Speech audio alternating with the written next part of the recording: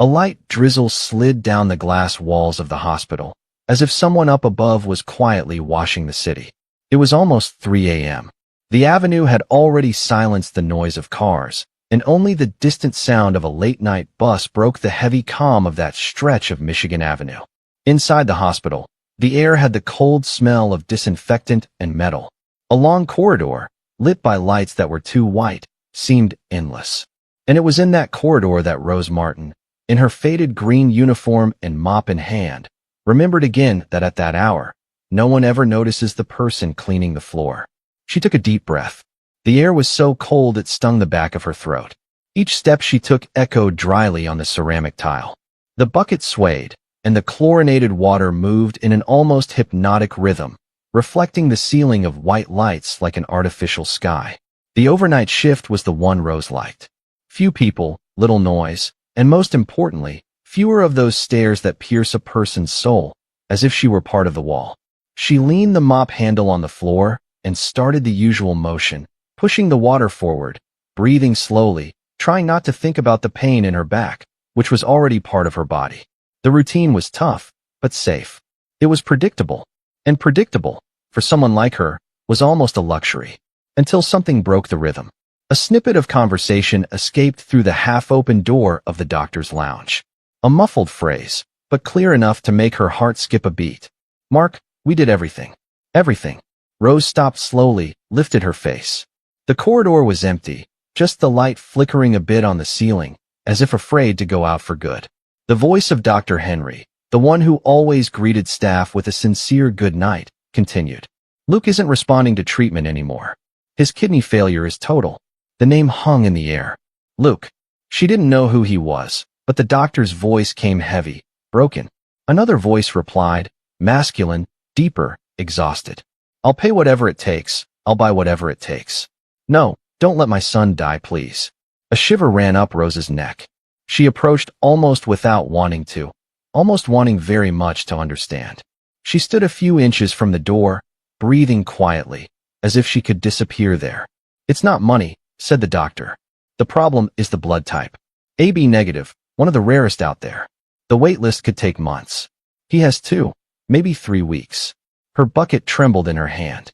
AB negative. A quick memory flashed through her mind like lightning. The clinic room, 20 years ago, a nurse laughing while noting it in the chart. "AB negative, Ms. Rose. That's a rarity. Keep this paper, okay? You never know." Rose blinked hard, bringing her vision back. The lounge door opened forcefully. The man inside came out, and for a moment, Rose swore the floor seemed smaller, as if she were looking down at a huge person, completely shattered. The man, Mark Anderson, she recognized from the famous last name she'd seen in magazines left in the lobby, walked to the pediatric ICU door. He stopped there, placing his hand on the glass wall, as if touching his own heart on the other side. His shoulders shook, but there was no sound. His cry was silent, from someone who'd already cried everything out and now just breathed. Rose gripped the mop, felt a deep pang in her chest, the same feeling she had the day she almost lost Anna, her daughter. That feeling that the world could end and no one would stop it. She lowered her eyes and kept pushing the mop, but with trembling hands. That scene stuck to her like a strong smell that doesn't come out even after washing clothes. Time for the staff coffee break. The cafeteria had the smell of stale bread and weak coffee. Yellow light, scratch tables. The real life of the hospital, the part no patient sees. Sandra, the veteran nurse, tossed her bag on the chair and immediately noticed Rose's odd look. She sat beside her. "What's wrong, Rosie? You look pale." Rose told her quietly, ashamed of having overheard. When she got to the part about AB negative, Sandra squeezed her arm. "Rose, this is serious. Kidney isn't a joke. But he's dying, Sandra." Rose's voice came out so low it was barely audible. "And I have the same blood, the same." Sandra breathed deeply, looking around to make sure no one was listening. "Listen, to these people, you don't exist. You're the one who mops. You think they'll let you? You donate a kidney like that? They won't even look at your face." Rose stayed silent. It hurt to hear, but it hurt because it was true. Sandra put her hand on her shoulder. "If you still want to talk directly to him. To the dad, to that Mark. He always goes to smoke on the balcony by the ICU around 9 p.m. No security, no one. It's the only time he forgets he's a millionaire. Rose lowered her eyes. Her hands trembled again. That thought hammered in her head all day. On the next shift, she entered her simple apartment in the South Side and, sitting at the Formica table, wrote on a small paper. Mr. Mark, my name is Rose Martin. I'm a janitor at the hospital. My blood is AB negative. If the kidney fits Luke, I want to donate. She folded the paper slowly, as if it were fragile. She tucked it into the pocket of her clean uniform. At 8 p.m., the ICU corridor was almost empty. The white light seemed even colder. Rose sat on a bench near the balcony. Waited 8:15, 8:30, 9:05. Until the door opened. Mark came out slowly, with the exhaustion of someone who hasn't slept in days. Red eyes, wrinkled shirt, cigarette trembling between his fingers.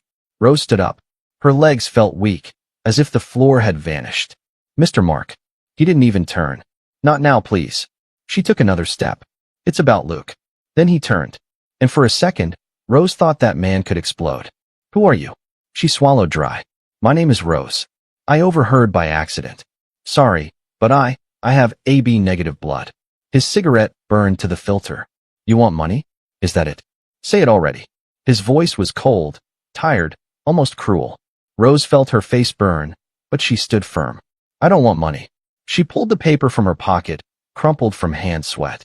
I want to donate one of my kidneys to your son. Silence. Just the sound of the light rain on the balcony railing. Mark laughed.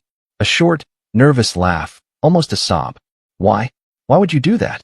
His voice broke on the why. Rose held the note with both hands. Because I know what it's like to think you're going to lose a child. I begged God to take my life instead of my Anna's. Her eyes shone. And because I have 2 kidneys, he only needs 1. Mark opened his mouth, but no sound came out. The rain stopped suddenly. The city fell into a strange, dense silence, as if it were listening too. Mark stubbed out the cigarette hard on the ledge, and when he lifted his face, something had changed in his look. It wasn't hope yet, but it was the first step. Come with me, he said. His voice wasn't hard anymore. We're going to talk to the doctor now. And as they walked down the too bright corridor, Rose didn't notice, but the note crumpled in her hand was marked with a small water stain.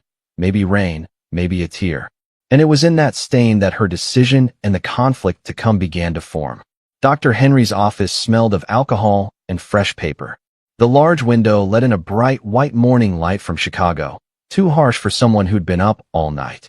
Rose sat on the edge of the chair in front, as if afraid to ruin the upholstery. Her hands, rough from so many chemicals, were sweaty. Mark paced back and forth like a lion in a cage. His expensive suit no longer matched his disheveled look. Unshaven, sunken eyes, tie half loose.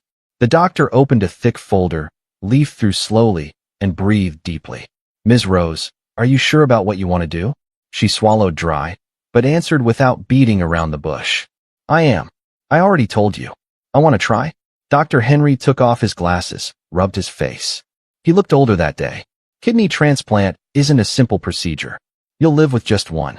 There's risk in the surgery, risk in the anesthesia, risk of infection. Afterward, you'll need rest, follow-up. It's a big deal. Rose didn't look away. Her voice came low, but firm. Will I be able to go back to work after? He was surprised by the question. If everything goes well, yes. It'll take a while. No heavy lifting, no strain. But yes. And take care of my granddaughter. Take the bus. Go to the market, those things. One corner of the doctor's mouth lifted in a weak smile. Taking care of grandkids, you'll do that for sure. Just no carrying the girl around at first. Rose let out an okay, almost whispered. Inside, her heart beat so loud it seemed to echo in the room. Mark stopped pacing and exploded. If it's too dangerous for her, we don't do it. I don't want to put anyone else's life at risk. Rose turned her face to him, a bit irritated. The son is yours, but the kidney is mine, Mr. Mark. I'm the one who has to decide. The silence fell heavy. Even the clock on the wall seemed to stop for a second. Dr. Henry cleared his throat, returning to a professional tone.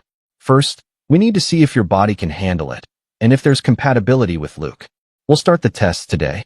If at any point you want to back out, just say so. No one here will judge. Rose shook her head slowly. She already knew, deep down, she wouldn't back out. The lab smelled of cotton and rubber. The needle entered her arm vein with a small pop, and she squeezed her eyes, not from pain, but nerves. The tube filled with dark blood. AB negative for sure, murmured the tech looking at the labels. You're a rarity, huh? Rose gave a crooked smile. They've told me that once. Then came the ultrasound, lying on a cold stretcher, belly exposed, cold gel dripping. The doctor slid the device, looking at the screen full of gray shadows. Beautiful kidneys, Ms. Rose, working just fine. They're whole, right? She asked, joking to hide it. Whole and strong, even enviable. She laughed awkwardly. EKG, X-ray, blood pressure, weight, a million questions. In each room, someone calling her name loudly, Rose Martin. She always startled, not used to being called by name in that building. Usually it was Miss, Ma'am, the janitor. At the end of the day, she sat alone on a corridor bench, legs heavy, head spinning from tiredness. She looked out the window and saw the city below, traffic jammed, horns, life going on as if nothing was happening. And if it doesn't work, a thought crossed. She breathed deep, pushed the question to the back of her head, along with so many others she'd stored her whole life. 2 days later, Dr. Henry called. Rose, come with me, he wants to meet you. She stiffened in the chair. He who? Luke. The corridor to the pediatric ICU seemed longer that day. The constant beeps of monitors made a strange background music between calm and despair. The automatic glass door opened, hitting her face with a strong smell of alcohol and plastic. Luke's room looked more like a fancy hotel room than a hospital one. Big TV, comfortable couch, and used toys in a corner. But Rose didn't see any of that right.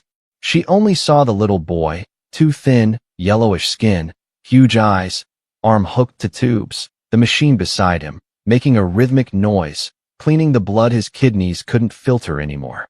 He seemed fragile enough to break if touched too hard. Mark was by the bed, sitting in an armchair. When Rose entered, he stood. Luke, this is Ms. Rose, the one I told you about. The boy turned his head slowly, looked at her with curiosity, no fear. Hi, he said in a threat of voice.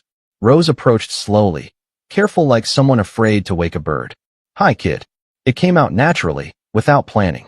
Can I come closer? He nodded. She sat on the bed edge, holding her uniform so as not to touch anything wrong.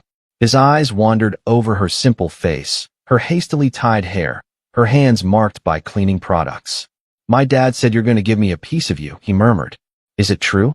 Rose swallowed, feeling her throat scratch. It's a piece only, a kidney.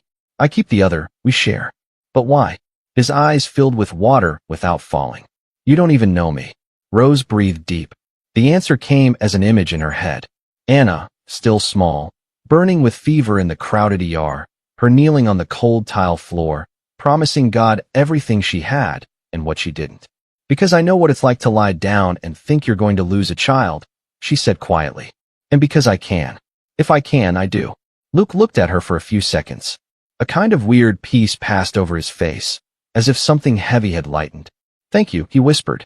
And that thank you entered Rose in a way no year-end tip ever had. On the third day, Rose went back to the office with wobbly legs.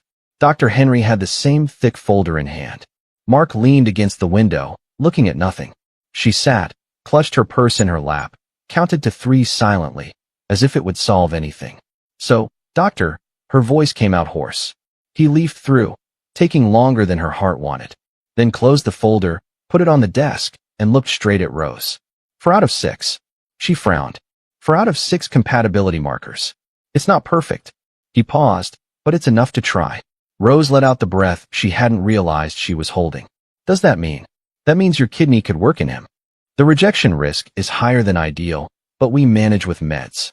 The important thing is your body is strong. His wants to keep going. Mark brought his hands to his face. His shoulders shook, but this time it wasn't pure despair, it was something mixed with relief. Rose felt her legs tingle. So we do it, she said, before either of them. When? 2 days, we need to assemble the team, book the or adjust everything. Until then, rest, light eating, no stress. She laughed. A short, almost ironic laugh. Stress in this place. Dr. Henry smiled too, tired. I'll do my best. The night before surgery, Rose couldn't sleep. Lying in the hospital bed, alone in a simple room, she stared at the stained ceiling, following a crack from a light fixture to the wall. The digital clock read 2:17. The sound of oxygen from the next room came faintly through the door. In her mind, images took turns. Anna, child, feverish. Mia, the granddaughter running in the narrow hallway at home. Luke, with his cold hand in hers, asking why. She turned on her side, gripped the sheet hard. God, she murmured almost without opening her mouth. I'm not asking for me. If it has to go wrong for someone, let it be me. But let this boy play a little more. Go, run there for me. I know you can. A tear slid silently to the pillow. She closed her eyes, feeling her heart speed up and slowed down in waves. The surgery morning dawned gray. A nurse came early gently, brought the cap, the open-back gown. Ready, Ms. Rose? She shrugged. Ready? I don't know, but let's go, right? She went by wheelchair to the OR. The corridor seemed another world, everything too white, iodine smell, people in caps walking fast, talking in terms she didn't understand. The ceiling lights passed overhead, like road posts. In the anteroom, the AC cold cut. She shivered more from fear than temperature. Dr. Henry appeared with mask around his neck, blue cap, alert eyes. So, Ms. Rose, regretting? Still time, huh? She looked at him, half laughing, half serious. If I had to quit, I'd have quit back in the corridor, when I didn't even know the boy's face. He nodded slowly, fair. The anesthesiologist came with a syringe, explained something about cold in the vein and countdown. Rose extended her arm, looking at the ceiling. 10, 9, 8. Didn't reach 5. The darkness came soft, like a heavy blanket. When consciousness returned, it came in pieces. First the pain, a strange weight on her belly side, a pressure, as if someone forgot a stone inside her. Then the sound. Beeps, footsteps, low voices. Rose tried to open her eyes. The recovery room light came strong, but soon became tolerable. A hand held hers. Mom. Anna's voice trembled. Rose tried to speak, but her throat was dry. The boy. Anna smiled with watery eyes. It worked, Mom. The doctor said the kidney started working right away. He's already peeing. Can you believe? He hadn't done it alone in months. Rose closed her eyes tight. A tear slid sideways, mixing with cold sweat on her temple. The pain stayed firm, but for a second it seemed small, very small, compared to the image of a 9-year-old boy filling a bag with something so simple and miraculous. Beside the bed, the four-stand cast a long shadow on the wall. At a certain angle, it looked like a straight trunk with two open arms, almost a cross. But in that room, no one talked of death. For the first time in many nights, Rose fell asleep without fear, while on another floor of the same building, a small heart beat to the new rhythm of a borrowed kidney. The sound of the mop hitting the floor still lived in Rose's muscles, even weeks after surgery. Sometimes, when she woke in the middle of the night, she swore she heard the noise of water mixed with disinfectant running across ceramic. It was as if her body still tried to remember who she'd been. But now life was in another rhythm. Recovery was slow. Each step hurt like a zipper closed inside. But each visit from Mark and little Luke brought strength. The boy always arrived smiling with that new energy that made it seem like none of it had happened. He showed drawings, told jokes, said he wanted to learn to swim when he got stronger. You'll come to the pool too, right, Miss Rose? Me? God forbid, kid. I'd sink like a rock, but I'll hold you. And he laughed. That laugh that seemed like light coming through the window. On the other side of the bed, Mark always watched in silence, as if still trying to understand how a janitor had changed his family's fate. On discharge day, he asked to talk to her alone, pushed a chair, sat slowly, put his hands on his thighs, rare for a man used to running the world. Ms. Rose, are you going back to the clinic? She adjusted her coat in her lap, already suspecting the conversation's direction. Next week, I already talked to the supervisor. I'll be on the 6th floor, same as before. Mark breathed deep. His chest rose and fell as if carrying very heavy words. So, I wanted to ask you not to go back. Rose widened her eyes. What? You're going to have me fired from the clinic now? No, for heaven's sake, that's not it. He ran his hand over his face, nervous. It's that it makes no sense for you to go back to cleaning corridors. You saved lives, my sons, mine too, in a way I can't even explain. Rose stayed quiet, always did when she didn't know where it was going. Mark continued. I have an institute, Second Chance. We help families who need transplants. We're missing a coordinator to bridge doctors, patients, donors, someone who understands this pain, someone who speaks in a way that desperate people can breathe. He looked directly at her. I want that someone to be you. Rose's heart beat like it bumped her chest. Me? But I barely finished high school. We fixed that. Courses, training, all paid. What you have, no one learns in college. Courage, empathy, truth. You changed our story. I want you to change others. Rose stayed a few seconds looking at the floor. Her fingers played with the purse seam, a habit when nervous. And what's the salary? Mark smiled briefly, almost relieved. Triple what you make now. The silence stretched between them for a few seconds. Rose breathed, looked out the window. The sun hit hard, lighting the glass of a tall building outside, reflecting in a shine that entered the room. Okay, she said. Anyway, I accept. The first morning in the Second Chance Foundation office seemed like another planet. It smelled of strong coffee, light wood desk, huge windows showing the city below, with buses passing like colorful miniatures. The AC blew too cold wind that made Rose hug her own arms. The computer keys made a rhythmic, fast sound, like a new language. People walking to and fro, talking in terms she hadn't heard. Protocols, meeting, immunosuppressant, legal. She stood at the door for a few seconds, as if seeing her own life from afar. The supervisor, an elegant woman named Marina, walked to her. Welcome, Rose. Want to see your desk? Desk? The word hit her like an impact. Desk, not mop, not bucket, desk. The desk was simple, with a brand new computer, a thermos, and a notepad with a blue pen. Rose ran her hand over the smooth surface, so clean it scared her to dirty it. Marina smiled. This will be your base, and no need to fear. Everyone starts lost. We'll walk together. And they did. In the first weeks, Rose learned email, filling forms, understanding tests. She noted everything in a thick notebook, with big, tight handwriting. Her eyes burned by late afternoon, but she didn't complain. Until her first case came. A simple family from rural Illinois. A 12-year-old girl, Carol, needed a liver transplant. The dad was afraid to be the donor. Rose received the couple in the office and, for the first time, saw in another's face the same terror that once lived in Mark's. The dad's hands shook. The mom spoke too fast. The girl hugged a teddy bear tight. Mr. John, Rose started with a calm voice like making a bed. I know you're scared, but let me tell you something. And she told without exaggeration, without drama. Spoke of the stretcher, the you're cold, the fear before anesthetic. Spoke of the pain after, slow recovery, body scars. Spoke of the first time she saw Luke walking the corridor laughing, with rosy cheeks. When she finished, the dad had watery eyes. If you could do it, I can too. The surgery happened 3 weeks later, and Carol survived. The new liver started working the same day. When the family returned to the office just to thank, Rose felt something hot squeezed in her chest, a mix of pride and gratitude that closed her throat. That's when she realized the kidney she'd given was transforming other lives. The months ran like water down a hill. Each case a new battle. Each family had a different pain, and Rose carried them all without complaining. Sometimes she'd get home and cry in the shower, not from sadness, but relief, knowing someone breathed again. Thanks to a decision of hers back there, on that cold hospital balcony. Marina one day stopped at her office door. Rose, Mark wants to see you. She entered his office. It seemed smaller than she remembered.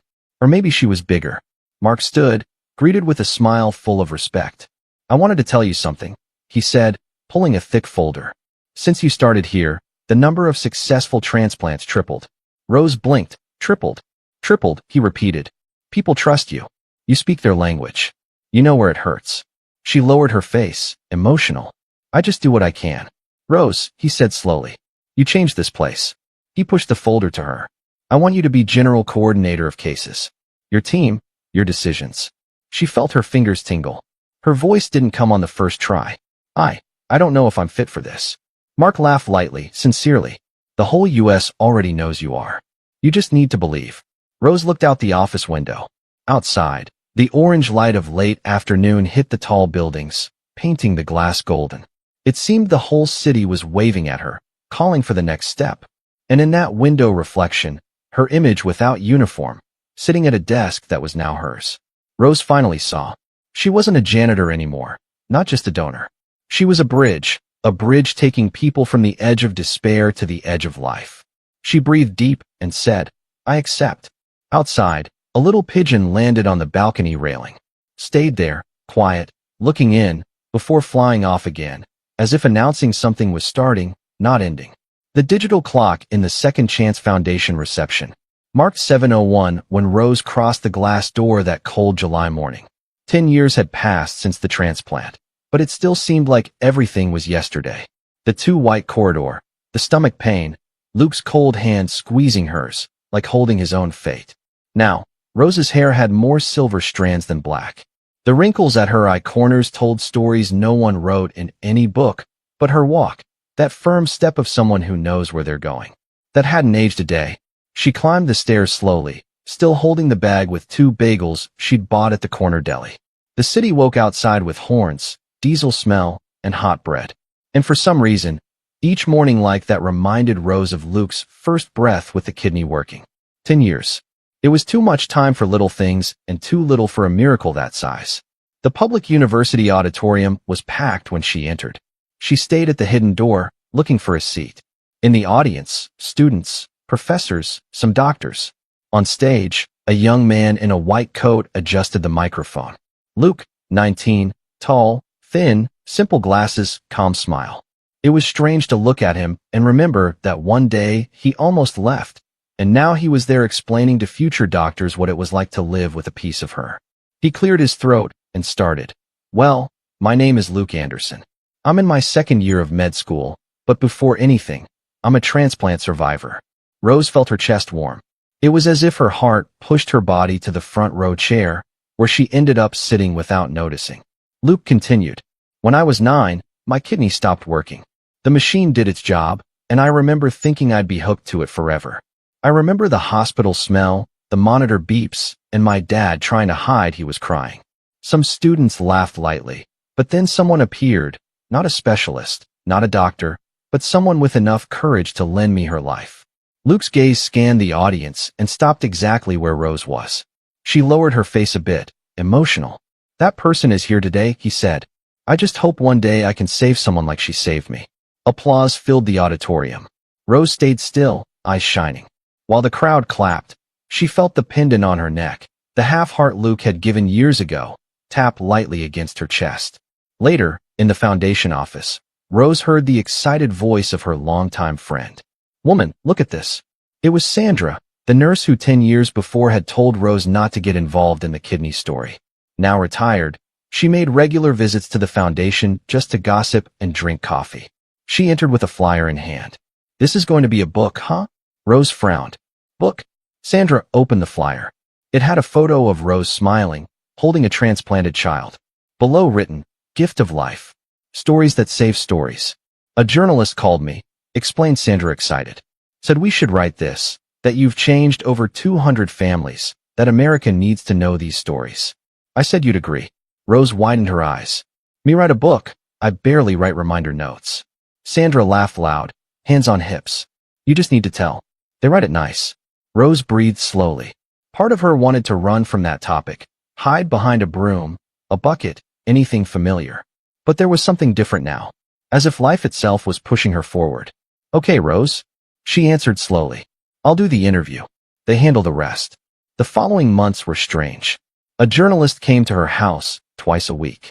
Recorder on, coffee fresh, windows open letting the south side breeze in. And Rose talked about the night she overheard through the door, talked about the crumpled note in her pocket, talked about the anesthesia fear, recovery pain, first time seeing Luke smile, talked about the dozens of families she'd helped since. Sometimes while telling, she had to stop. Her heart squeezed. The past came like a too bright flash.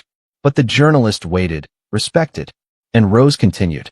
When the book was ready, she held the first copy with both hands, as if too fragile to just sit on the table. It was beautiful, thick pages, golden cover, her name in big letters at the top. Rose Martin, Gift of Life. She almost dropped it. The launch happened at a downtown bookstore. Rose arrived in the same simple blue dress she wore for family birthdays. Inside there was a line, a real line, people waiting for her autograph. My God, Rose whispered, trembling. The first person was a man about 60. He handed her the book, holding tight. I lost a son waiting for a transplant, he said, voice failing. If back then I'd read your story, Maybe I'd have donated mine. Rose stayed silent. Her hand gripped the pen, and she wrote her name so carefully it seemed she was writing his too. A month later, a TV producer called the foundation. We want to tell this story to all America. Rose almost dropped the phone. On TV for everyone to see. Yes, a special on donation. You'd be the thread. She imagined herself on screen and wanted to run, but then remembered the moms crying in the hospital lobby and said, yes. The recordings were long. The crew filmed her house, filmed the hospital where it all started, filmed the balcony where she gave Mark the note, filmed Luke, now adult, showing the small scar on his belly. When the show aired, on a Sunday night, the whole U.S. watched, and that same night, over 10,000 people registered as organ donors. The foundation had to open overnight shifts. Rose sat in her own living room. TV still on, hands over mouth. Anna hugged her shoulders. It was like seeing a small stone fall in a lake, and the waves never stop. In the 10th year of the transplant, the foundation prepared a simple party in a neighborhood hall. Table with cake, sweets, colored balloons. On the screen, photos of all the transplanted kids over the decade. Some now teens, others already moms, some Rose remembered well, had arrived in parents' arms, limp, almost without strength. Now they ran, shouted, jumped, lived. Mark went on stage. The mic shook in his hand. 10 years ago, I thought I could buy everything. He started. Today I know what saved my son wasn't money, it was courage. The courage of a woman no one saw, who cleaned floors while I walked over them, and even so gave me everything. He looked at Rose. Rose Martin changed the lives of 217 families. She changed mine, and she deserves the world. Applause, whistles, people crying. Rose turned red, hiding her face in her hands. Luke approached, took the mic. His voice was steady, but eyes wet. If today I can study medicine, it's because of her. If today I live, it's because one day she chose to give me life. He extended his hand to Rose, calling her to the stage. When she went up, he held the half-heart pendant he'd worn since childhood. Rose held hers. And there, in the hall's center, with yellow lights reflecting on the metal, he brought the two pendants close. The halves fit with a light, soft click, a whole heart. Outside, at the party end, the light drizzle returned. Rose and Luke stayed on the sidewalk, watching cars pass. Mom, he said quietly. Thanks for not giving up. She smiled. Thanks to you for staying. A bus passed, splashing water. Rose adjusted her coat, and in the reflection of the foundation's glass next door, she saw something that made her hold her breath for a second. Instead of the tired janitor from years ago, she saw a whole woman, a woman who turned a solitary decision into a movement that crossed the entire country. And as she walked away with Luke, the pendant swinging on her neck, it seemed each of her steps made the city breathe a little better. If Rose's story reminds you that kindness can change a life, please subscribe to the channel and leave a small comment to let me know you're here, sharing in these gentle stories that help keep the world warm.